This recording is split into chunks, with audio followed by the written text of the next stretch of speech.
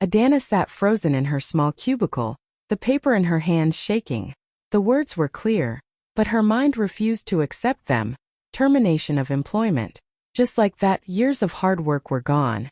She could almost hear the chatter of her colleagues around her, but it felt far away, like she was underwater. She blinked quickly, forcing back the tears. This wasn't how her story was going to end. No one needed to know, not yet. Not her husband, not her family, not anyone.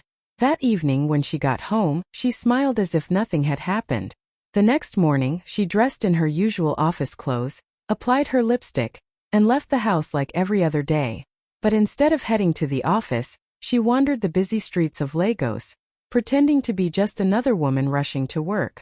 She found a small cafe near the market, ordered the cheapest cup of tea, and sat in the corner, staring out at the traffic. She didn't know exactly what she would do next, but she knew one thing for sure. She wasn't going to let anyone see her broken. Not yet. She would keep her secret until she was ready to speak.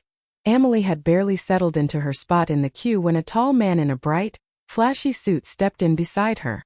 The suit was the kind that shouted for attention, deep purple with gold pinstripes, paired with shiny crocodile shoes. His cologne hit the air before his voice did, heavy and overpowering. At first, she thought he was just another impatient traveler trying to find his place in line, but then he leaned slightly toward her, his eyes sweeping over her Ankara dress with an expression that made her stomach tighten. "People like you should be in the economy line," he said, loud enough for the two women behind them to hear. The words were coated with arrogance, and the way his mouth curled after speaking them told her he meant every syllable. Emily froze for a second. She knew "people like you" wasn't about anything specific, at least not to him. It was a lazy way of saying he had already decided she didn't belong here. He looked at her dress like it was a ticket to a lower class, like her place in the world was something he could guess from the fabric she wore. She felt eyes turning toward them. A man in a leather jacket glanced over. The two women behind them whispered. Somewhere in the corner, a child giggled without knowing why. Duro didn't stop there. "First class is for people who actually belong here," he added, his tone sharper now. He shifted his weight, his gold wristwatch catching the light as if it was part of the statement. Emily's instinct told her to fire back, to let him know exactly who he was talking to. But something in her, something stronger than anger, told her to wait. She kept her face calm, her lips closed and her eyes steady. She didn't need to prove herself to a stranger in a loud suit. She already knew the truth. What Duro didn't know was that every second he kept talking was only digging a hole he would soon regret standing in. Duro's voice suddenly got louder, sharp enough to cut through the hum of the airport. "Don't block the way for those who actually belong here," he announced, his words bouncing off the tiled walls as if he wanted the whole terminal to hear. It was no longer just a comment, it was a performance. He shifted his stance, squaring his shoulders like a man used to commanding attention. A few heads turned instantly. A man in a suit at the far end of the queue glanced over, frowning slightly. The two women behind Emily let out quiet, awkward chuckles, the kind people give when they don't know whether to laugh or stay silent. But to Emily, those chuckles felt like tiny shards of glass pressing into her chest. She could feel the heat creeping up her neck, not from shame but from the strange, piercing spotlight she had been dragged into. She had come to the airport for a peaceful journey, yet now she stood like an exhibit in a place where everyone thought they could judge her value by her clothes. Duro was enjoying himself. His eyes scanned the crowd, making sure they were watching, as if he was some hero protecting the dignity of the first-class line. He tilted his head at her bag, a simple woven carry-on, and let out a scoff. "Some people just don't know their place," he muttered, loud enough to keep the sting alive. Emily's hands tightened slightly on the handle of her bag, but her face didn't move. She had learned long ago that silence could be louder than anger. Her mother used to say, "Let people talk. When the truth shows up, their words will choke them." So she stood still, breathing slowly, letting him have his moment. Inside, she knew something he didn't, that this little scene he was staging would soon turn on him. And when it did, it would be in front of the same audience he was so desperate to impress. What Duro didn't know, what he couldn't even imagine, was that Emily was not some random traveler who had accidentally wandered into the wrong line. She was a senior partner at one of Africa's most prestigious law firms, a woman whose name was known in boardrooms from Johannesburg to Nairobi. She had spent years building a career brick by brick, case by case, until she stood at the very top of her field. She wasn't just successful, she was respected. Her first-class ticket hadn't been a last-minute splurge. It was non-refundable, fully paid for months ago, and booked in her own name without anyone's help. It came with lounge access, priority boarding, and a level of comfort most travelers only dreamed about. But she didn't need to flash it around to feel important. Emily carried her worth in her posture, in the quiet confidence of someone who knew exactly who she was. Still, she wasn't ready to reveal any of this. Let him think what he wanted. Let him measure her with his narrow ruler. She had learned that sometimes the sweetest victories came when you let people underestimate you. They dug their own holes without you lifting a finger. She thought about how easy it would be to pull out her ticket right then, to silence him in the snickering behind her. But no, why waste the moment? The day still had more to unfold, and she was patient. Emily stood there, her hands resting lightly on her bag, her eyes fixed on the counter ahead. Every second that passed was another stitch in a story Duro didn't realize he was weaving for himself. Soon enough the truth would hit him. And when it did, it would not come quietly. It would come in the kind of way that left a sting he would never forget. Adana wished she could disappear. But the night wasn't done humiliating her. After that awkward silence, her aunt leaned back in her chair, folded her arms and let out a dry laugh. "You always acted like you were better than us, now look at you," she said loud enough for the whole table to hear. The words sliced through the air like a knife, leaving Adana breathless. She felt her cheeks burn, but before she could respond, her brother, her own blood, shook his head and muttered, "Should have married a richer man. At least then you wouldn't be sitting here jobless." He didn't even look at her as he said it, as if she were just a character in a joke he'd told too many times. The laughter that followed wasn't loud, but it was sharp, the kind that cuts deeper because it's muffled and shared in glances. She stared at her plate, pushing food around with her fork, pretending not to hear. But every word echoed in her head, replaying with more sting each time. She thought of all the times she had been there for them, helping with school fees, buying groceries for her aunt when she was sick, staying up late to help her brother with his CV. None of that mattered now. In their eyes, her value had been tied to her job, and without it, she was nothing but a failure. The birthday dinner carried on around her, plates clinking, people laughing, music playing, but she felt completely alone at that table. Her chest was tight, her throat even tighter. She knew if she spoke, her voice would crack, and she refused to give them that satisfaction. So she sat still, wearing a polite mask, while inside, her heart was breaking, and a quiet fire was starting to burn. Emily didn't spare him a glance. She simply handed over her passport with the ease of someone who had done this many times before. The airline staff, still smiling warmly, placed the golden boarding pass in her hand.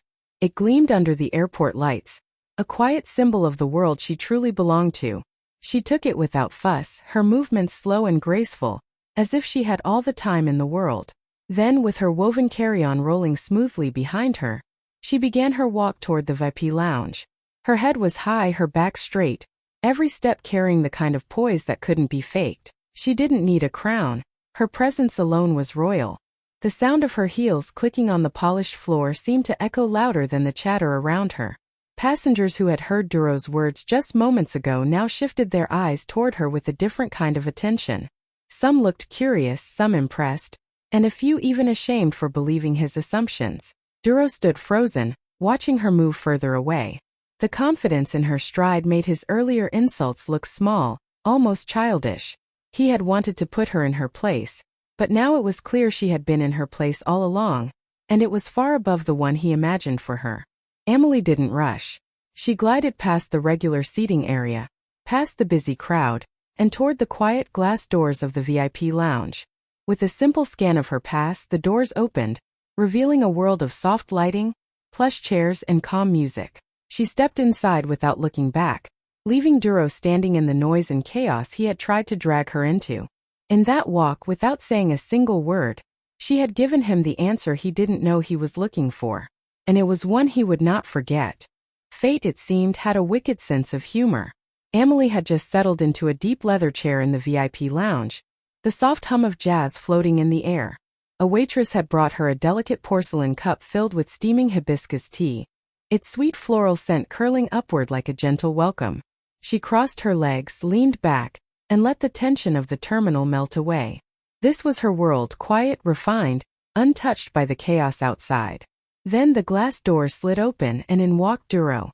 His loud suit seemed even more out of place under the warm, muted lights of the lounge. At first he didn't see her. His eyes darted around as if he was checking whether anyone here matched his idea of belonging. Then his gaze landed on her. Emily didn't flinch. She didn't even blink. She simply lifted her cup, took a slow sip and set it back down with care. Her eyes met his for the briefest moment, not with anger, but with a calm that made his posture stiffen. The lounge wasn't crowded, but somehow fate had placed him in the seat directly opposite hers. He hesitated before sitting, as though the chair might bite. The silence between them was heavy, yet Emily didn't rush to fill it. Instead, she turned slightly toward the panoramic window, watching planes taxi along the runway as if he wasn't even there. Duro shifted uncomfortably, tugging at his gold cufflinks. The air between them was no longer charged with the false confidence he had at the check-in counter. It was thick with awkwardness, the kind that makes a man realize he may have just been the fool in his own story. Emily lifted her tea again, the faint clink of porcelain on saucer breaking the silence. She didn't need words. The lounge, the tea, the quiet authority in her presence, they all spoke for her. Emily still didn't speak to Duro. She let the silence stretch, heavy and unbroken, like a lesson he would have to sit through whether he liked it or not. He shifted in his seat, glancing around as if searching for a distraction, but there was none. The lounge was calm, quiet, and unforgiving. Then, as if the universe wanted to make things even clearer, the glass doors slid open again. A tall man in a perfectly tailored navy suit walked in. His presence carried weight, the kind that made people straighten their posture without even realizing it. He spotted Emily instantly, and his face broke into a warm smile. "Ah, Emily," he said, striding toward her with the confidence of someone who knew her well. It was the Nigerian Minister of Trade, a man whose name often appeared in headlines. He leaned down to give her a brief, respectful hug. "I didn't know you were on this flight. Are you heading to the summit?" "Yes," she replied with an easy smile, her voice light but steady. "And I hear you'll be opening the first session?" They slipped into conversation effortlessly, discussing trade agreements and legal reforms as though they were sitting in a private office rather than an airport lounge. Emily laughed softly at one of his remarks, her eyes lighting up in genuine engagement. Duro sat frozen in his chair, watching this exchange like someone slowly realizing the ground under his feet wasn't as solid as he thought. He didn't dare interrupt. The man who had been so quick to speak before was now completely silent, shrinking into the background. Emily didn't even glance in his direction. She didn't need to. The balance had already shifted. Without raising her voice, without delivering a single sharp comeback, she had changed the entire dynamic. Here she was, respected and recognized by people of real influence, while he sat quietly learning what it felt like to be the one out of place. Emily was still speaking with the minister, her tone warm and confident, when her phone began to buzz on the small table beside her. She excused herself politely, picking it up without urgency. "Yes," she answered, her voice calm but focused. Duro wasn't trying to listen, but her words carried in the quiet lounge. "Tell them we'll proceed with the $12 million contract," she said, as casually as someone might approve a lunch menu. She listened for a moment, nodded and added, "Yes, have the final draft sent to my office before the week ends. Thank you." Then she ended the call, placed the phone down, and went right back to her conversation as if nothing remarkable had just been said. For her, it wasn't remarkable. It was just another day, another decision, another project moving forward. But for Duro, sitting across from her, it was like a spotlight had just revealed the truth he had been blind to. $12 million? This wasn't a woman scrambling for a seat she couldn't afford. This was a woman whose influence reached across borders, whose decisions shifted numbers that most people would never see in their lifetime. He stared at her now, really seeing her for the first time. The poise in her posture, the quiet confidence in her voice, the way she didn't need to prove anything. Her life spoke for her. Emily never looked at him, never offered an explanation. She just continued chatting with the minister, sipping her hibiscus tea, her laughter soft but full of certainty. Duro leaned back in his chair, the reality settling on him like a heavy coat. He had tried to measure her worth in fabric and luggage, but her world was built on power, respect, and influence that no flashy suit could buy. And now he couldn't unsee it. When the boarding announcement came over the speakers, Amelie rose from her seat with unhurried grace. She thanked the minister for the conversation, picked up her woven carry-on, and strolled toward the gate. The glass doors to the lounge slid open for her, and the soft murmur of the lounge faded into the busier sounds of the terminal. At the gate, a flight attendant looked up, her face lighting instantly. "Good evening, Miss Amelie," she said warmly, as if greeting an old friend. "We've been expecting you." Without asking for her pass, the attendant gently took her carry-on and gestured toward the jet bridge. As Amelie stepped onto the plane, another attendant was already waiting. "Your suite is ready," she said with a polite smile, guiding her to a spacious private area that felt more like a luxury hotel room than an airplane seat.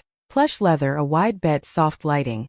It was the kind of comfort most travelers only saw in glossy magazine photos. A chilled glass of champagne was placed in her hand before she even sat down. Amelie smiled, thanked them, and sank into her seat, the golden boarding pass tucked neatly into her purse. She crossed her legs, letting the calm settle around her. A few minutes later, Duro entered the plane. His suit didn't seem quite as loud under the softer cabin lights. His eyes flicked toward her suite for just a second before quickly darting away. There was no mistaking it. He had seen her, and the reality stung. The attendant led him past her, further down the aisle, to a much smaller business-class seat. He tried to mask his discomfort, but the difference between their worlds was now impossible to ignore. Amelie didn't even turn her head. She didn't need to. She simply lifted her champagne, took a slow sip, and let the truth speak for itself. Hours passed as the plane cruised smoothly through the night sky. Duro sat alone in his cramped business-class seat, the hum of the engines filling the quiet cabin. But inside his mind a storm was raging. He couldn't stop thinking about that moment back at the airport, the moment when he had judged Amelie just by the way she looked. He replayed his harsh words over and over, the sneer on his face, the way he had told her she didn't belong. Now, trapped in his own thoughts in the dim light of the cabin, it all felt like a mistake he couldn't take back. Duro realized that he had been blind, letting his pride and assumptions cloud his judgment. Amelie's simple Ankara dress, her quiet confidence, her calm smile. He had dismissed it all without knowing who she really was. She wasn't just another traveler trying to sneak into a better class.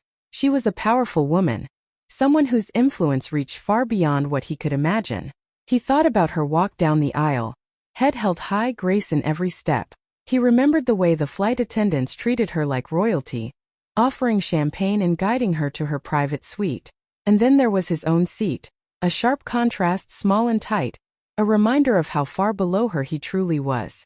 For the first time, Duro felt the sting of regret, not just for his words, but for the way he had let his ego blind him to the truth. He wondered how many other people he had judged unfairly in his life, how many moments he had missed because of his pride. As the night wore on, the plane carrying them both toward the same destination, Duro's mind was quiet but heavy. He knew one thing for sure. He would never see Amelie the same way again. She had flown higher than him in every way that mattered. And that truth was impossible to ignore. About halfway through the flight, the plane hit a patch of turbulence. The sudden bumps and shakes sent passengers gripping their seats, some gasping softly. The flight attendants quickly reminded everyone to stay seated, but the lounge area wasn't as secure. Passengers who had been relaxing there were gently guided back to their seats. Duro found himself standing awkwardly near the lounge entrance, looking uneasy. He spotted Amelie sitting calmly in her private suite nearby. His heart pounded, and he knew he couldn't just walk away without saying something. Gathering his courage, he approached her carefully, his voice low and hesitant. "Amelie," he began, his tone unsteady. I want to apologize for what I said earlier. I was wrong, and I didn't mean to disrespect you." Amelie looked up, her expression calm but unreadable. She listened quietly, nodding slowly, but there was no warmth in her eyes. She wasn't the kind of person to forgive so easily, especially not after public humiliation. "I appreciate your words," she said gently but firmly. "But respect isn't given because of an apology. It's earned, and actions speak louder than words." Duro swallowed hard, feeling the weight of his mistake heavier than ever. He wanted to explain, to make excuses, but the truth was clear.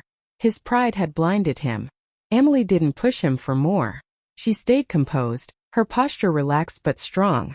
The turbulence outside seemed to mirror the tension between them inside the cabin.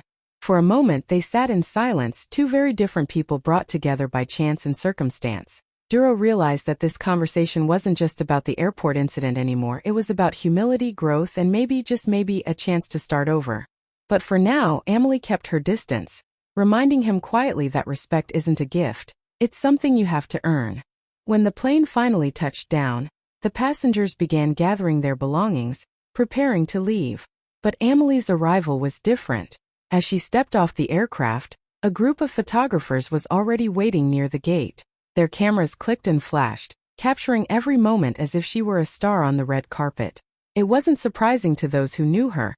Emily was heading to a high-profile legal summit, invited as a keynote speaker because of her impressive work and reputation. The press knew her name well, and today they were eager to catch a glimpse of the woman who had quietly become one of Africa's most powerful voices in law and justice. Duro followed behind, his eyes darting nervously toward Emily. She walked confidently, her head held high, not once glancing back at him. She didn't need to. The cameras and the crowd gave her the recognition she deserved. As flashes popped and reporters whispered, Emily moved with calm determination. The crowd parted for her, and people who had only just heard her name felt the weight of her presence. There was no anger in her steps, no bitterness from what had happened earlier, just strength and grace. Duro felt the sting again, realizing that while he had tried to humiliate her, the world was already applauding her. He was just a man left behind in the shadows of someone who had soared far beyond his reach. Emily didn't slow down. She passed him by, silent and unshaken, moving forward into a future she had built with her own hands. The cameras kept flashing, capturing the moment when a woman who had been underestimated walked through the gate, not just as a traveler, but as a queen in her own right. By the time the sun rose over Lagos the next morning, the airport incident had already exploded across social media. A video, captured by a bystander, showed the tense moment when Duro had spoken down to Emily, and the powerful way she had handled it. The caption read simply, "When you think she's ordinary but she's extraordinary." The video spread like wildfire. Within hours, thousands of people had watched, shared, and commented. Many praised Emily's calm and dignity in the face of humiliation. "She didn't yell or fight back," one comment said. "She showed real strength by staying silent and letting her actions speak." Others pointed out the harsh reality of judging people by their looks or clothes, reminding everyone that true worth can't be seen at first glance. "This is a lesson for all of us," wrote another user. "Don't judge a book by its cover." News outlets picked up the story too, celebrating Emily as a symbol of grace and power. Some called her a role model for young women across Africa, showing that success comes from confidence, hard work, and patience. The buzz wasn't just online. People in markets, offices, and schools were talking about Emily's story. Some shared their own experiences of being judged unfairly, inspired by the way she handled herself. For Emily, the attention was unexpected but didn't change her. She kept moving forward, focused on her work and the summit ahead. But deep down she felt proud, not because of the fame, but because her quiet strength had touched so many hearts. That morning, the world saw more than a woman in an Ankara dress at an airport. They saw a woman who refused to be defined by someone else's opinion. And that made all the difference. Duro carried the memory of Emily with him long after the plane had landed. That moment at the airport, the way he had tried to humiliate her, the way he had judged her by her clothes, played over and over in his mind. But what stayed with him most was the truth he couldn't escape. She flew higher than he ever imagined, not just on the plane but in life. He saw it clearly now.